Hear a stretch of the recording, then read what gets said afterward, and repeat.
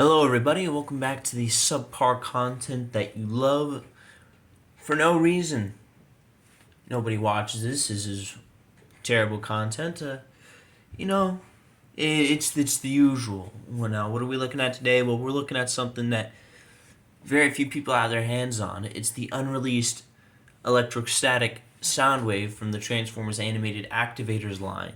What's that? Well, there's a button on the toy, and it immediately transforms it most of the way. But we'll get to that when we get to that. Starting off in vehicle mode, he is a very boomboxy looking kind of van, and even has a little power button up top, although mine has a blue mark from it. I don't know where I got that. Definitely didn't have it when I first got it, You can see the lower body of the figure underneath, and it rolls, Nothing too crazy, and it's going out of focus because, like I said, subpar, not very good content. Just trying to, which it does not feel like. Okay, that's a bit better. Now, how do we transform it? It's really easy. This right here is a button. Press that, and it raises it up, and you're almost all the way there. Pretty much just move the arms out and twist them.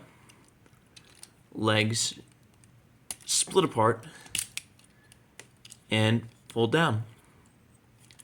And that is the transformation. That's it. It's very simple. I honestly do love this guy. I think he's cool. He was one of the first unique pieces that I got to my collection that wasn't just an older toy or anything, which this is an older toy, but this is an older unreleased toy, which means far fewer people have them.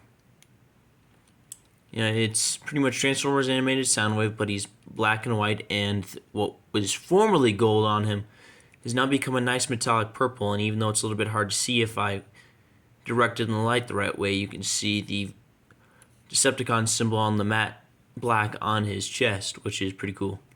He's got hand detailing on the underside of the things, which having the big little mini shields on his arms is accurate to the cartoon, but not to this extent. I think it's a bit better on the deluxe class figure, but I don't have that, so I guess I might as well go ahead and get articulation over with.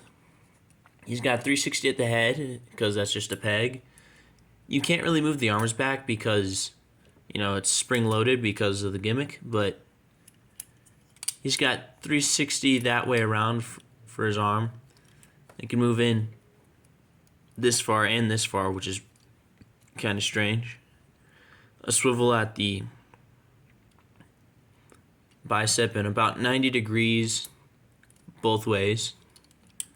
Nothing at the waist because this is where he transforms. Ball joints at the hips so he can go out that far. He can kick pretty much parallel and not that much because he's got top out of the vehicle on there.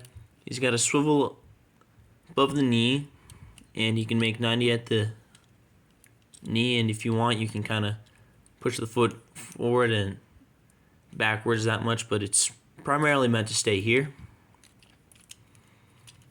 And this thing's a really cool toy, and I love it as a figure, as I can get him to look pretty cool with his arms crossed. I don't know if I can get that here.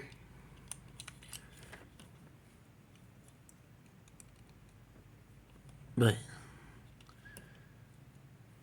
yeah. If I were to ever get my hands on the other two versions of him, which are the regular Soundwave, which is blue and I believe gold, and then the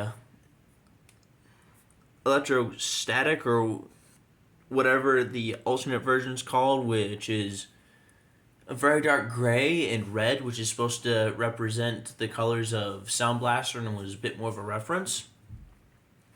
But yeah, this guy did actually show up in the show briefly in the two-part episode, Human Error. And that's kind of where everybody knows his color scheme from, but ended up being unreleased because Transformers Animated got canceled after Season 3, so it was probably planned for somewhere around Season 4's toy release. But yeah, that's been this guy. If you liked the video, leave a like. If you didn't, leave a dislike. Throw all the racial slurs you want in the comments. I don't care.